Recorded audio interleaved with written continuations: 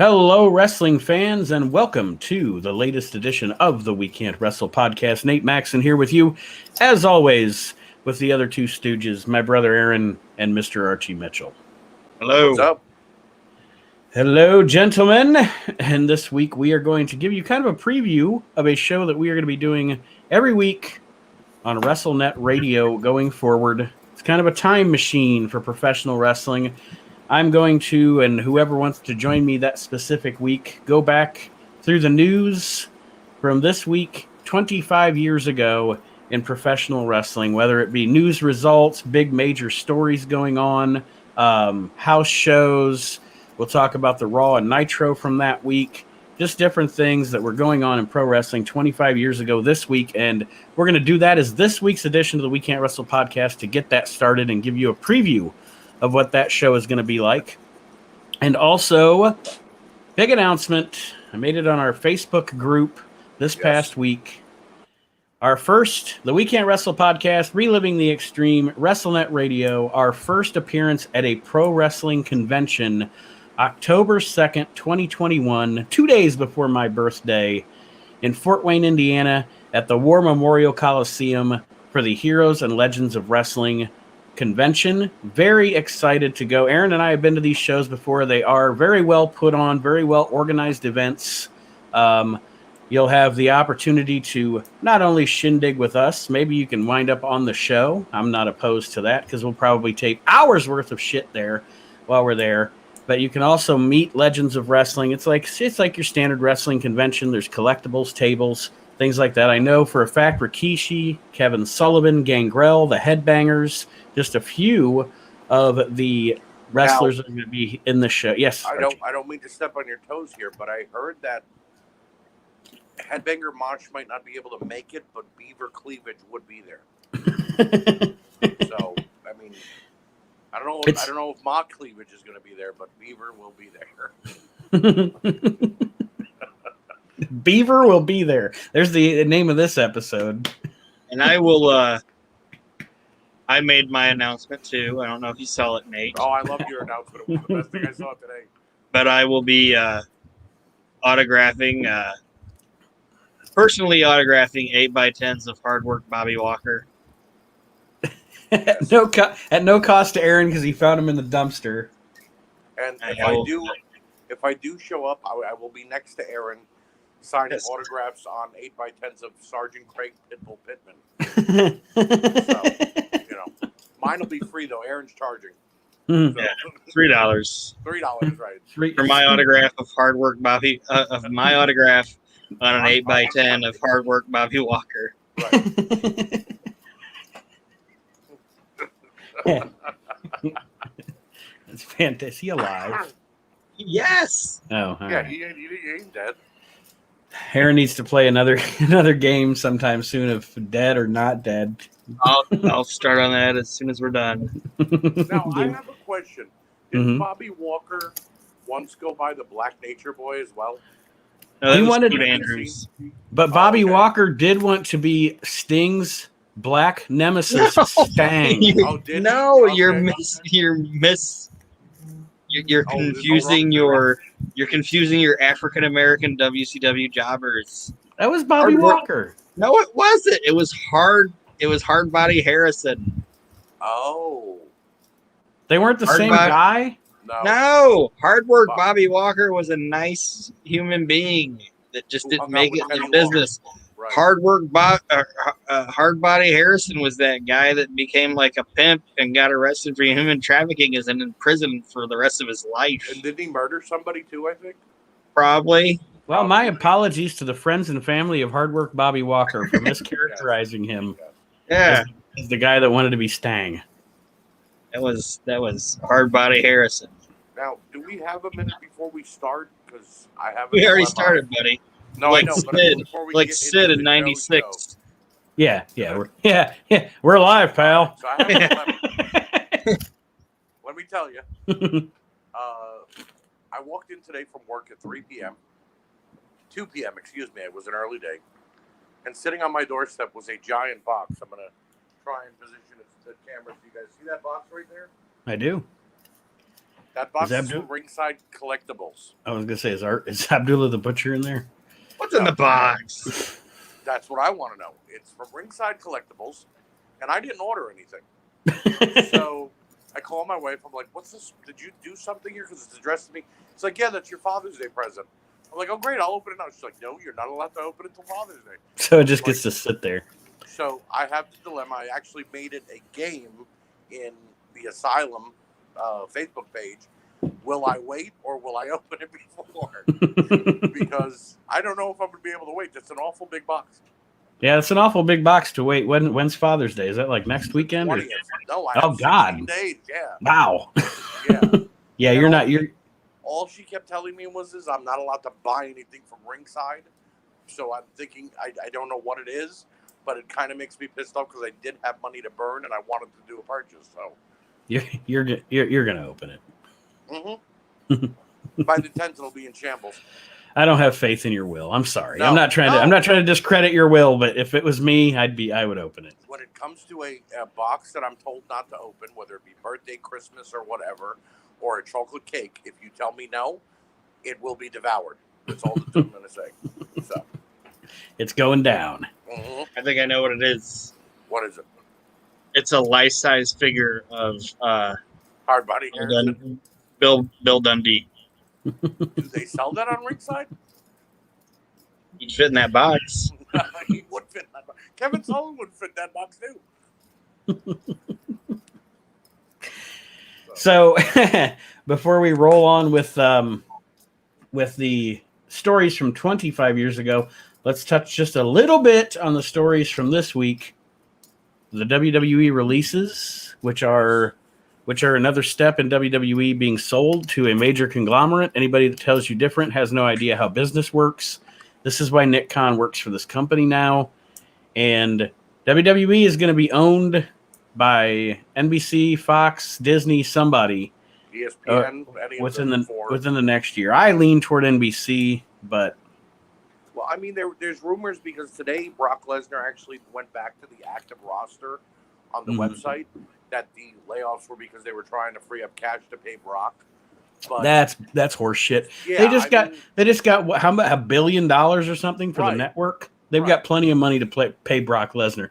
The company's making more money. The company's making more money now than it ever has. They haven't spent $1 on traveling or rent because they own the Performance Center, and for the first few months, all they did was shows in the Performance Center.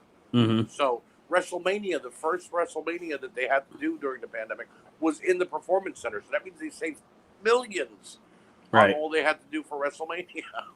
You know? Yeah.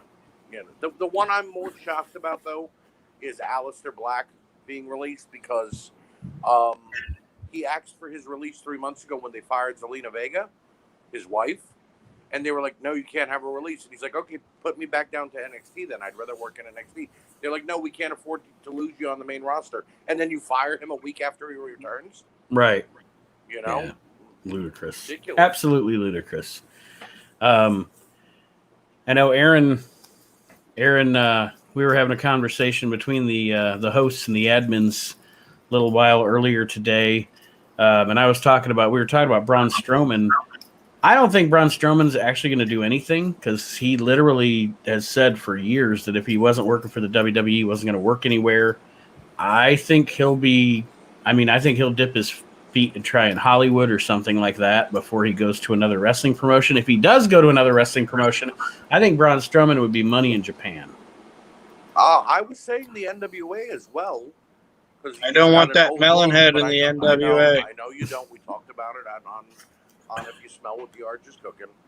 But I think that because of his old look and the way he cuts promos, I think he'd be good there for at least a couple months anyway, just to challenge Nick Aldis one time for the world title, you know, or become a part of Nick Aldis's group, you know. I want Murphy in the NWA. I want Murphy anywhere where they let him shine. Yeah. You know?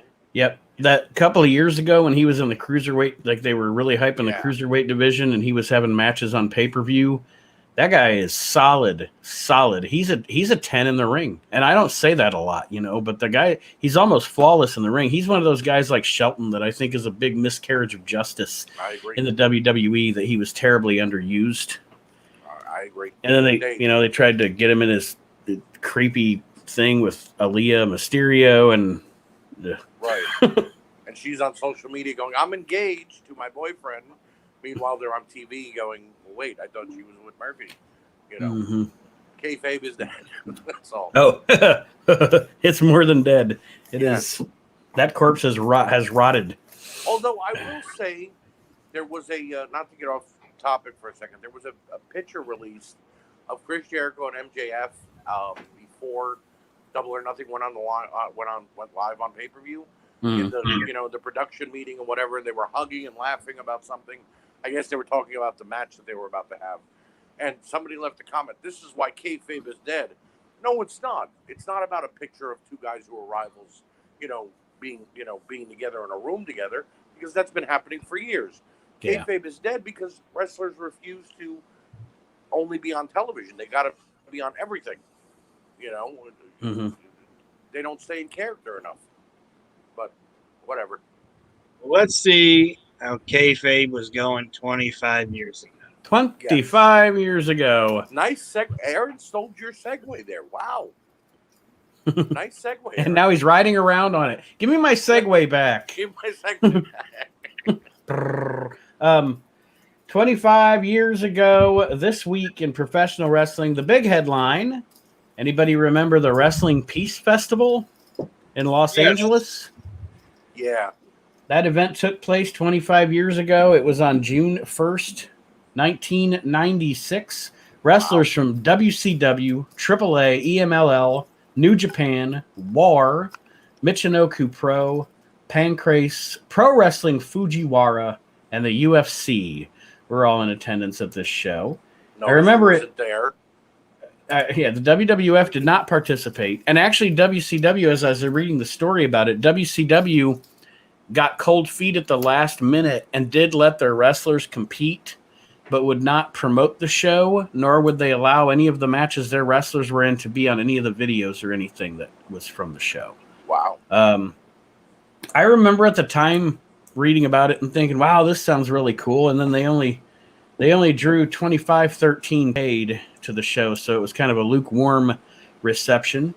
But let's run down the card here from the World Wrestling Peace Festival. Again, June 1st, 1996. Sergeant Craig Pittman forced KGB to submit. Is KGB Johnny K-9, Aaron? Do you think? Possibly, I don't know. Maybe. Yeah, I don't remember that. This one sounds like it was probably sloppy. KGB was the guy that played Cobra and NWO Sting. Jeff Farmer? Jeff Farmer. Yeah, Jeff Farmer. Yeah. He had all the great gimmicks. Why did I remember that? I don't know. But I don't know where my fucking put my keys 5 minutes ago, but I remember that KGB was fucking Jeff Farmer. But go ahead. I'll have to look up and see if Johnny K-9 wrestled as KGB too, because I don't know why I thought KGB was him. Jim Neidhart pinned Bobby Bradley. I'm sure that was sloppy. Without a doubt. Akira Hokuto and Lady Apache beat Bull Nakano and Neftali. I don't know who the hell Neftali is, but I believe that's one of the AAA wrestlers, female wrestlers. Her and Lady Apache were in a lot of feuds back then. And I am a fan of Hokuto, and Bull Nakano is one of my favorite women wrestlers of all time. So without a doubt. Chris Benoit pinned Alex Wright. I'm sure that was a good match. Oh, that was probably fantastic. Yeah. The Ultimo Dragon and Rey Mysterio Jr. beat Heavy Metal and Psychosis. That was probably really good. Yeah. Lex Luger pinned Masa Saito. I'm sure that was fucking terrible. I'm sure that was lumbering, to say the least. That was 10 minutes of panting, just both of them out of Are we done yet? Negro Casas beat El Hijo de Santo. Okay. I don't know why I went to Santo, but I did. couple of my favorites are in this one. Dos Caras, Atlantis, and Hector Garza beat Silver King, Dr. Wagner Jr., and El Gran Marcus Jr. Hector Garza and Silver King, sign me up. I'm a big fan of both of those guys. I'm a big fan of Dr. Wagner and Silver King as well. So that was probably, with those four, probably a great match. You can ask Aaron back then, like Hector Garza was like my shit. I'm like, they should make him the WWF Intercontinental Champion. Fucking corkscrew plancha that he would do. Yeah. Fucking insane. Mm-hmm. And his kid he was just he was just popping it off in like the third match on Nitro, and you're like, what the fuck is going on? Like, imagine being like, I don't know, Disco Inferno, and you just kind of go out there with fucking Johnny Grunge. After that, you're just like, what the fuck am I supposed to do now? What do we do now, Johnny? I don't know. I don't have any idea. Yeah, he just popped that shit off, and then he'd be like, all right, Pet Boys brings you Nitro. It's like, you guys don't realize what just happened? Jesus Christ. He does that move, and then 5 minutes later, it's Weasel Soup this week. Yeah. Lee Marshall. Did you see that shit fucking Hector just did? Well, here's Glacier. And no disrespect to Glacier. No. But God damn. Tatsumi Fujinami forced Black Cat to submit. Okay. Paraguayo, I'm assuming it's old man Paraguay. Right. All right. Paraguayo and La Parca beat Peroth and Cybernetico. Paraguayo at this point. Rough. Yeah. That when he came into the WWF with the AAA thing, and he just like his furry boots and his instead of doing the high spot, he'd just run up to the rope and hit it and then go ah. Yeah. Far past his prime at that point. Conan beat Chris Jericho and Bam Bam Bigelow in a triangle match. Wow. I don't know why that cracked. Yeah, I don't know why that made me laugh, but it did. Conan and Jericho, good match. Like, one of these things is not like the other. Right. Jushin Liger pinned the great Sasuke. Damn, that would be fucking awesome. The Giant pin Sting. Okay, typical Nitro match. Yeah. And then Antonio Inoki and Dan Severn beat Oleg Taktarov and Yoshiaki Fujiwara. But that's why they only gained 2,500 people in the arena. Not the best main event. I mean, if it would have been Inoki versus Severn, then I would have been like, yeah. But them as a Inoki probably just would have laid down and like crab walked or something and not let Severn do anything. Liger and Sasuke, that's worth the price of admission for me. No doubt. All right, so there we have it. That's the World Peace Festival. Any comments there, gents? I mean, I know we gave comments, but it sounds like it was a pretty decent show. There were a couple of stinkers, it sounds like. Decent card. I mean, some of them, like you said, were, probably opening Nitro matches or, for whatever show they were going to be on. But they had some decent talent, Like 3 good matches. If I was leaving it, I'd be like, that was the World Piece of Shit Festival. Well, I did not know this, but apparently this week, 25 years ago, and which is crazy because he was in the middle of the feud with Shawn, and it obviously didn't happen. But here we go. Last week, the WWF received notice from the British Bulldog that he was exercising his option not to have his contract automatically renew this summer. Since then, he has reached a tentative agreement with management to remain in the WWF and not follow in the footsteps of Kevin Nash and Scott Hall. So apparently Bulldog almost wound up in WCW quicker than he did. That probably would have been better. Which is probably why there's those crazy rumors where people were saying Bulldog was going to be in the NWO. Yeah. Right. Yep. Right. And they probably offered him not to be in the end. Like they probably told him he couldn't be in the NWO and what they were going to do with him, and that's why he probably stuck around. Mm-hmm. Well, that let's see. This is Brett and Ellen were there and probably talked him back off the ledge. Yeah. Yeah, I mean, I guess I was about to say maybe they lured him back by promising him a title program, but he was already into the title program with Shawn by this point. Right. And this wasn't that far out before they reconciled the Hart Foundation. You know, when no, Brett yeah, because Brett at this point. point, Brett's on his little leave of absence after WrestleMania, Right. and yeah, so Well, let's see here. Reconcile, so would it make sense that he stuck around? Right. Get some more into some WWF news here.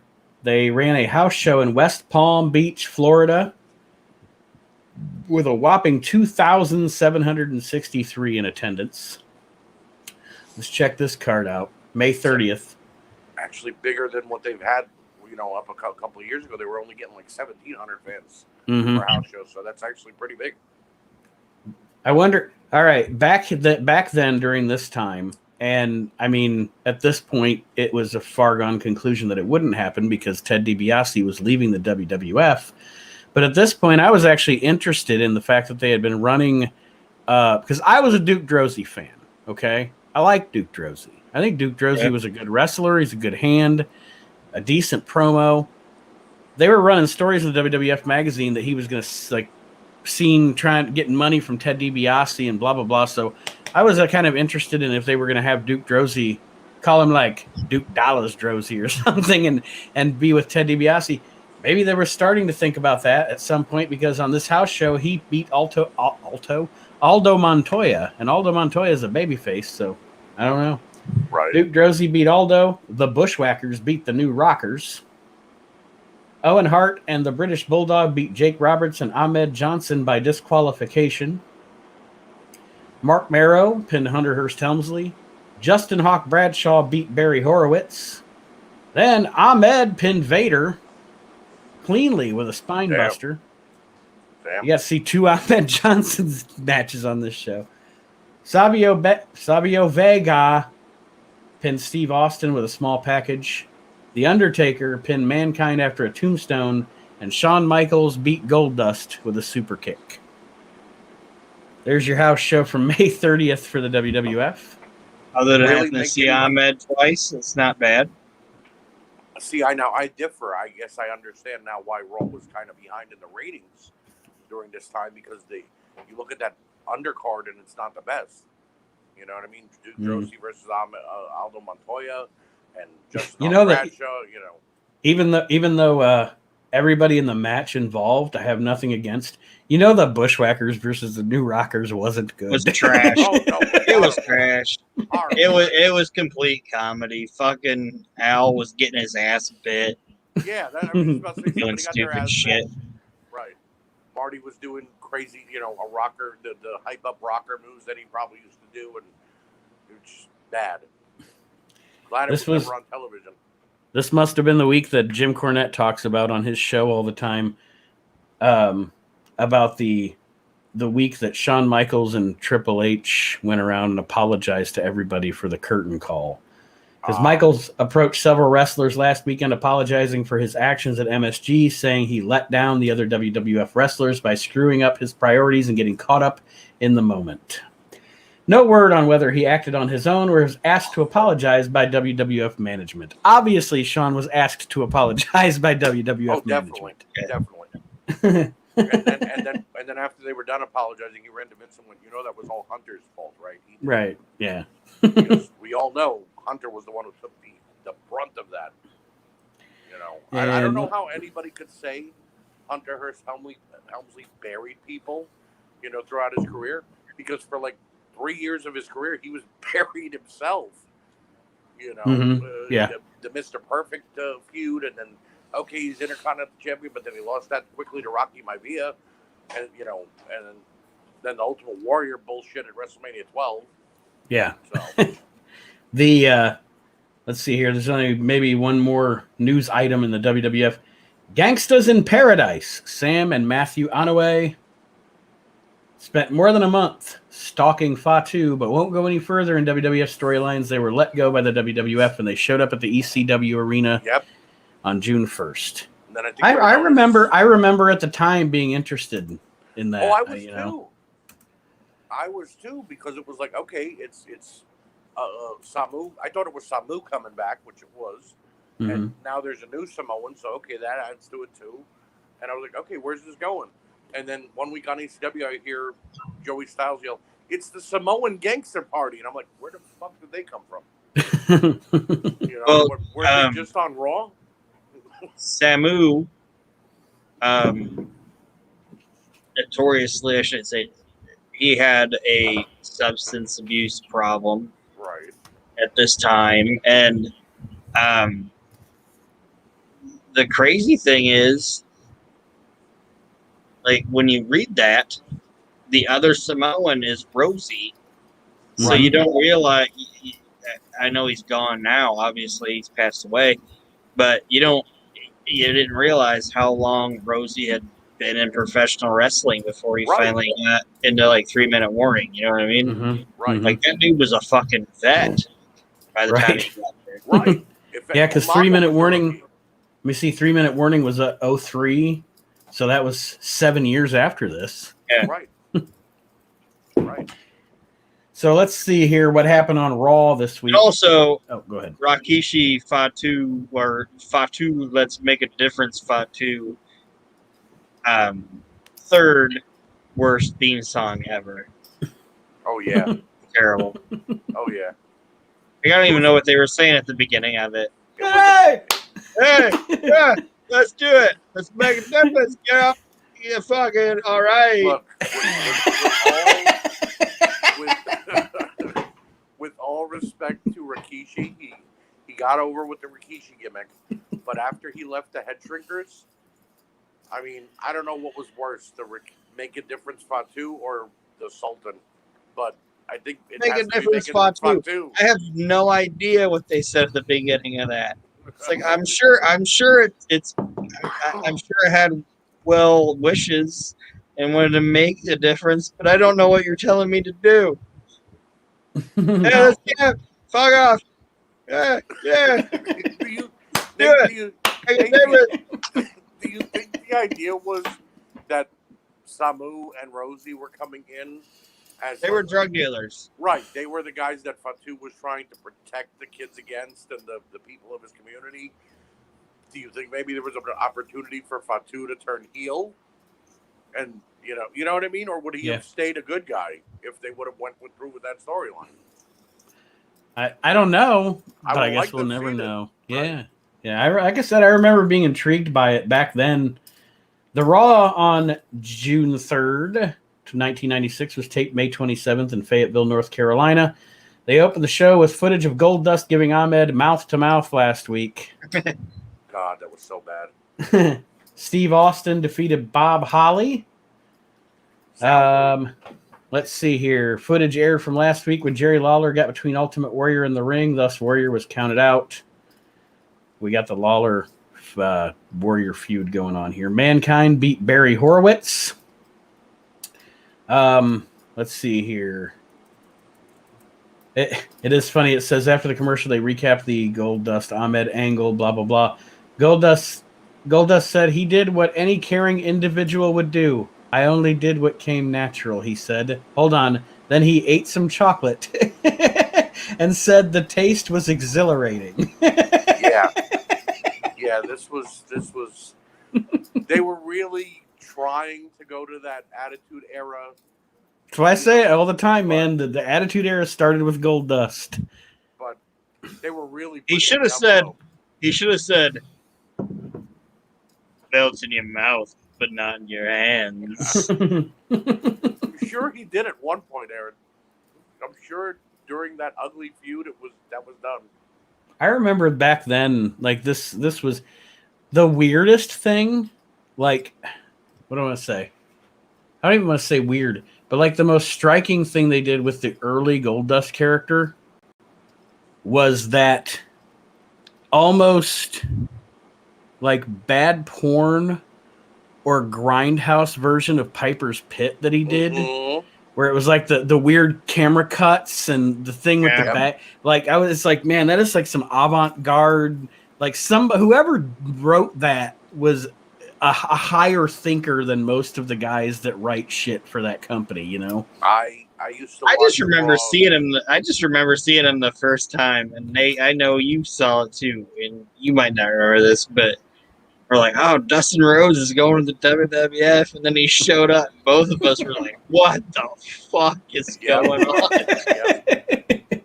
Like not like neither one of us were like, "Oh, this is stupid," or "I don't agree with this." Both of us were just like, "What the fuck?"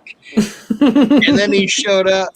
Like on his vignettes, he had long hair, and then he comes out, and then he ripped his hair off, and we're like, Right. "What the fuck? Right. Like, what is happening?" the top hat, like when he first came in, he had the gold top hat. I always found it hysterical that it wasn't just black lipstick, but it was a black nose underneath, and Yeah. his ears were painted black too. Like Mhm. he wanted to accentuate the face parts of his face that shouldn't have been accentuated, and it made it funnier looking. You know, I used to watch Raw with my granddad at Raw and Nitro, and we'd usually watch Raw and then, watch Nitro taped, unless Goldust was on. And then my granddad would like shout a curse word and kill the channel and put on Nitro. He'd be, "What the fuck is this?" And he'd go click, and I'd be like, "Okay, I guess we ain't watching Raw anymore." You know. The Godwins beat Techno Team 2000. My favorite tag team ever on a list of 100. Yeah. Chad Fortune and Eric Watts. Yep. Or what did they call them? Trent and Trevor, or Trevor and Trevor. Yep. Yeah. Now, WWE saw how badly WCW used Eric Watts, and then they brought him in and were like, "We're going to make you a spaceman from the future, and we're We going brought to him in because Bill was coming. They were trying to get Bill at this time. Yeah, but not only that, we're going to team you up with the guy who's going to be the demon later on in WCW." And Eric was like, "Okay, All right. it was bad." Vince McMahon interviewed Clarence Mason. McMahon shifted away from the alienation of affection lawsuit, saying that it was thrown out, but talked to Mason about a new lawsuit against Gorilla Monsoon for roughhousing him 2 weeks earlier on Raw. Yeah, I liked Clarence Mason. He was the epitome of a slimy lawyer. It was great. And Jake Roberts beat Hunter Hearst Helmsley to advance in the King of the Ring tournament. Now here you go. Vince McMahon during the match said, "No longer associated with the WWF in any manner are Big Daddy Cool Diesel and the bad guy Razor Ramon. It has been reported both of these individuals intend to pawn themselves off as the stars they once were here in the WWF, and furthermore perpetuate some ruse they still represent the WWF while actually under contract to a rival organization." Yep. And Vince, Kevin Nash was like, "I don't give a fuck what." Boom, boom, boom, boom, boom. Count my money, brother. This is me. I ain't playing the character. I don't give a fuck what you say. Which is the truth. Okay, Scott Hall used a phony accent to be Razor Ramon. So all he had to do was drop the accent, but it was still Scott Hall. But Kevin Nash was Kevin Nash or Diesel. He didn't have to change anything. You know what I mean? It's all he was wearing a wig and pretending to be a 7-foot tall guy. It was the same thing. I've always said on the conflict between the WCW and the WWF over this whole thing at this time is, first of all, Vince looked silly because of all the shit that he had done in the 80s to other promotions and stuff. Right. And, he never compensated Bill Watts for stealing JYD or anything, but Bischoff can say everything he wants to say about Nash and Hall coming to WCW, but Bischoff is completely and utterly full of shit when he says he was not trying to pass it off like the WWF was invading. He does that now. He's like, that's not what we were trying to do. Our story was two bitter former WCW guys coming back and getting revenge against the promotion. No, Eric, you were trying to play it off like these guys were invading from the WWF. The opening line of Scott Hall's first promo proves how bullshit that is. You know who I am. You don't know why I'm here. Exactly. If you want a war, you got a war. What does that mean? Right. You're Razor Ramon, you're coming from the WWF, and you're going to start a war. Yeah, every time I hear Bischoff try to lay out that line, I'm like, bullshit. And if Vince wouldn't have stopped them, and they would have continued with that ruse and making it look like they were both former WWF guys coming in, when Hogan would have turned, it would have been even bigger, because all Hogan would have had to have said it was, and Vince sent me here. You know what I mean? It would have looked like it was all made up from the beginning when Hogan got there in 93, 94. But Vince stopping it stopped them dead in their tracks. You know? So. But yeah, like I said, every time he says it, I'm like, you're full of shit. Yeah. All right. And he's, it is what it is. It is what it was. What it was. A wrestling promoter full of shit. You watch Dark Side of the Ring, don't you? Yes. Okay. Did you see Collision in Korea yet? The one that was on a couple weeks ago? No, I have not. Okay. Well, during it, he's like, and we had 105,000 people both nights, and I did that. And then I'm watching these guys say, but we were afraid for our life. We thought they might murder us. They weren't letting us leave. They didn't let us have a passport. We couldn't use the phone. I'm like, so you put your people in danger so you could say you booked the biggest wrestling match ever? Right. Like, that's not something to brag about. You know what I mean? So. All right, we'll roll into WCW news from 25 years ago. Oh, look at this. We got a WCW Saturday night and main event TV taping. Ooh. May 29th in Dalton, Georgia. With an estimated 1,200 folk near sellout. Okay. Footage was taped for WCW Saturday night main event. Lex Luger beat Dick Slater with a torture rack. Okay. The Booty Man beat Mark Kyle. Damn. This is funny. I don't know who wrote this, but it's kind of funny. The Booty Man with the Booty Girl beat Mark Kyle. Okerlund interviewed the booties. I'm sure he did at the strip club after the show. Yep.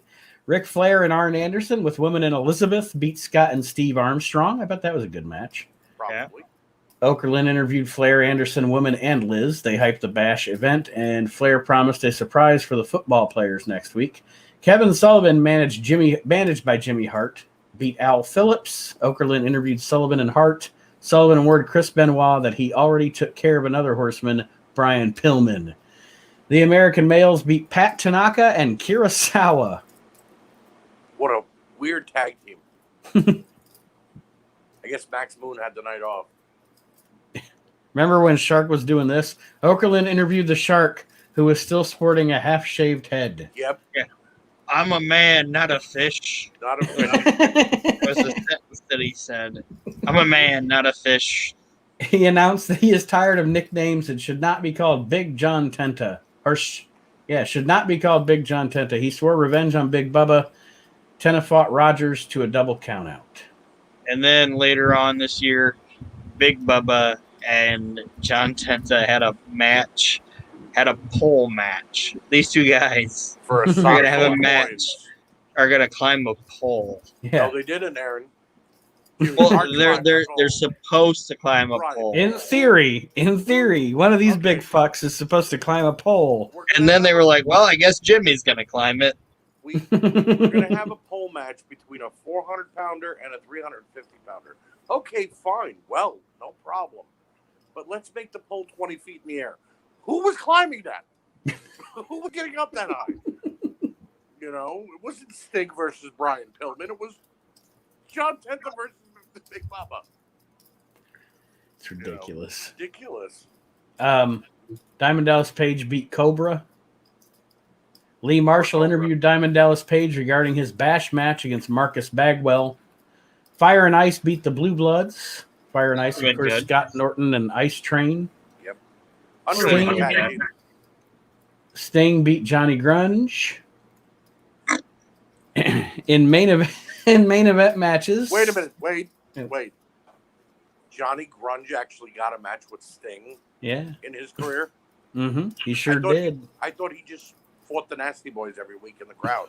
It went la da da da. Right. And then tried to break a table and it wouldn't break for them. La da da da da. We likes to party. La da da da. We likes to party. Gotta get up and get down. That was the lyric. Listen to Reliving the Extreme, everyone. In matches taped for the main event, Craig Pittman, obviously, beat Barbarian. Kevin Sullivan beat Rick Fargo. In tryout matches, Prince Iakea beat the Gambler. Gambler, by the way, one of my favorite jabronis of all time. I like the Gambler. Mine too. Chavito Guerrero beat Pat Tanaka. Are you kidding me? All right, hold on. The Dark Finale. This is the last match of this event that they gave the public as they were ready to probably get the fuck out of there. Right. The American Males beat High Voltage. I'd be ready to leave with that night too. I might beat the traffic and just get out of there. But listen to this. Like, all right, we just heard all of that, right? All of that. And I was like, man, these poor people, they've sat here for 4 or 5 hours and this is the main event they got. Listen to this shit, man. They're putting these matches in and out like cattle. The taping was efficient, starting at 7 p.m. and ending before 9:15. How did they cram all this into 2 hours? They filmed like 12 matches in 2 hours and 15 minutes. Yeah, and interviews. Probably had an intermission too. Wow. Like, God damn, that is efficiency. Yeah. I kind of respect that. Right? Damn. This is what we're giving them? Let's try to make it 2 hours or so. Work on your time management, Jimmy Hart. Once the American Males and High Voltage get out there, they're going to want to go home. So cut it to 2 hours. We're good. Jesus. I'm trying to see here if there's any other WCW news of note to talk about here. Diamond Dallas Page versus Booty Man for the Bash has been changed to Page versus Marcus Bagwell.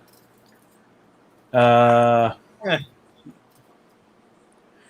here's the thing. Since Page is in the midst of a considerable push and Booty Man has enough political clout to avoid doing certain jobs, it's possible the match was changed so Page could get a clean win. Could you imagine me and Paige? You're like, at the beginning of the week, hey, Paige, you're going to wrestle Booty Man. God damn it. Right. And then they're like, oh, wait a minute, Paige. Hey, you don't have to wrestle Booty Man. Oh, thank God. Who am I working? Oh, Marcus Bagwell. Well, God damn it. Right. That, I remember when that feud between him and Booty Man started, and it only started because Mark Merrill left to go to the WWE, Johnny B. Bad. And all I remember thinking was, so they replaced Little Richard with Brutus Beefcake in the worst gimmick ever. Mm-hmm. And it never got better. It No. just got where they added Kimberly as the Booty Babe, and it just never got better. Yeah, exactly. That's Yeah. And if adding Kimberly Bacon doesn't make it better, you know it's really bad. I could look at her all day. I don't give a fuck. She didn't do anything, though. She just sat there and went, yay! All she needs to do. Hey, when she was Kimber Me with Eric Bischoff, she was great. Sting, Giant, and Flair will work New Japan dates July 16th and 17th. It has been discussed that Flair and Savage will put their differences aside to fight Team WWF, as Archie and I were just discussing. And last but not least, a little seed planted here, WCW may pursue a full-time deal with ECW regular Chris Jericho. So there's that. Yep. And we'll talk about Nitro here real quick, and then we'll take a break. All right, the results from Nitro. Live from Asheville, North Carolina on this week.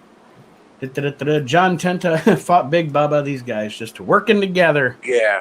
They were stuck together. John Tenta fought Big Bubba to a no contest when Tenta chased Bubba with a pair of scissors. You know, sometimes when you read wrestling results, you realize how ridiculous wrestling is. Oh, yeah. Yeah. Two fat guys running around with scissors. Yeah. Get back here. I'm going to cut your hair. Get back here. The Faces of Fear beat High Voltage. Gene Okerlund interviewed Sting and Lex Luger. Luger was trying to justify his actions last week to Sting. Rick and Scott Steiner then interrupted. And the Sting and Luger thing. Man, Yeah. I'm glad the NWO happened just so this Sting and Luger shit would end. They started this at the beginning of Nitro. Every week, Hogan and Savage don't trust Luger. What's up with Luger, man? Right. What's up with Luger, brother? And then just fucking every week. Well, And then they in '99 they flipped it. Luger was like, "You can't Sting, you can't trust Hogan," and Hogan was like, "Luger's full of shit." Right. You know what I mean? They flipped it. It was just, And poor Sting, he was just like, he's my friend. I got like I said, him. I've said it. I've said it for years. Sting's biggest downfall was picking friends, man. Yep. Every fucking teammate he ever picked fucking turned on him. Oh yeah. Oh yeah. Craig Pittman beat Disco Inferno. That Lord was probably Steven the best Regal. match on the card. Lord Steven Regal pinned Hacksaw Jim Duggan. Ugh. Let's see. Yeah, at this point, I like Jim Duggan. Don't get me wrong, but at this point, I and like you know Regal, what? God, whatever. God bless him. Duggan collected that fucking paycheck. You know Good what for though? him. That the stupidity of every match, him trying to tape his hand, and for some reason that being outlawed. You know what I mean? Like if the ref caught him, he got disqualified, but the ref wouldn't catch. This is what he would tape his hand, punch his opponent, pin him, and then the ref would raise the hand with the tape. Shouldn't that have been an automatic disqualification then? Absolutely. You know what I mean? But if he caught him taping his hand, disqualified, it's over. He didn't even hit him yet. What do you mean? That was just bad booking in WCW. Kevin Sullivan beat Prince Iakea. Okerlund interviewed Sullivan and Jimmy Hart. Hart told Sullivan they have the Giant, so why do they need to align themselves with the Four Horsemen? Sullivan said there are 2 stars in WCW. The first one, the legal department could deal with. The other is with Hulk Hogan. I have a quick question. Wait a second. Mm-hmm. When Sullivan went up against Prince Iakea, was that the first time he went somebody that he could actually look eye to eye with? Because if I remember correctly, Prince Iakea was like 5 foot tall too. It might have been. Sullivan, but you want to spend the night together? Ric Flair and Arn Anderson defeated the Rock and Roll Express. I don't know why. And I was going to say, I know this was a good match because this is one of the matches and one of the times, like, there is so many years of the Monday Night Wars that there are certain matches or moments or whatever that stick in your head that maybe shouldn't because technically they were throwaway moments. This match sticks out in my head, not only because it was a good match, but because they set off the fireworks for hour number 2 while the match was going on. Right. And Arn Anderson jumped back and Flair turned over to look around and it was just weird. Giant pinned Ice Train in 28 seconds. Yep. So apparently that was just a come at you choke slam. Let's see. Hugh Morris was scheduled to face Norton in the next match after a commercial. Scott Norton was still on his back because he had gotten choke slammed by the Giant. Sorry. Right. Also, and then Hugh Morris pinned Norton. Rick and Scott Steiner fought Sting and Lex Luger. Go figure, to a no contest. And let's see. That's about it for Nitro. Well, and then at the end of this was the angle with Scott Hall and Sting. Yep. On the announce booth, talking about Scott Hall talking about his big buddy coming in next week. So Sting we're about to see him. Kevin Nash. Yeah. Sting bitch slaps him. And then for some reason the following week Bischoff gets all puffy chested and is like, "Where's this big man? Where is he?" And Kevin Nash is behind him like, "I'm right here." Yeah, like he couldn't smell Kevin Nash's Old Spice behind him. It's like we all knew Nash was going. We all Bischoff acted like they didn't. The surprise was like, but Nash's delivery of his promo after that is just as good as Hall's when Hall does the who I am promo. When Nash says, "Look at the adjective, play," and you know what I mean. It was just perfectly done. Mm-hmm. And they were really selling the fact that they were there to take over. And I guess that was why WCW brought them in. And we will talk about it in the weeks to come on the actual 25 years ago show. And we will discuss, and I'm sure we will get into it. But those of you that are younger fans that maybe didn't live through the Monday Night Wars, and I mean, of it, you've seen it on the network, et cetera, et cetera, et cetera, et cetera. I guarantee you, Aaron, Archie, and I all feel the same way. Yep. At this time in this moment, this shit was fucking cool. Like Oh, as a yeah. wrestler, as a young wrestling fan, you're like, what is going on? What is going on? Fucking idea what's happening. And it just kept getting cooler. Yes, You know, even yes. people could say This is well, the groundswell for the Yeah. Attitude Era and the NWO era and stuff. This was like, oh man, what a cool time to be a right, wrestling what do fan we this got, was. like 4 weeks before the Austin 316 promo. Yeah, You know, not the even. King of Yeah, the this Ring, is yeah. And that was the barn burner of what it was supposed to be when he delivered that line. And then after that, it's the Hogan heel turn, and we're off to the Right. fucking races, baby. It's like, what the fuck is happening? My world is upside down.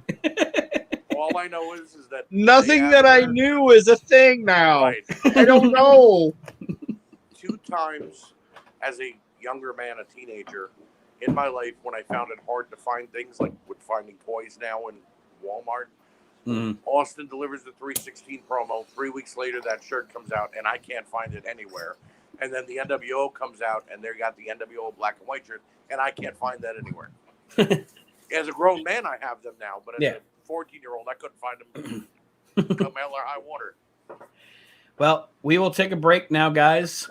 When we come back, I'm sure the next half won't be as long because all we have to cover really still now is some ECW stuff and the independent. I love reading independent results. So do I. Some of the names and stuff. I'm sure we're going to have some goofy names to read, but we will return on this edition of the We Can't Wrestle podcast, looking back 25 years ago in pro wrestling right after this.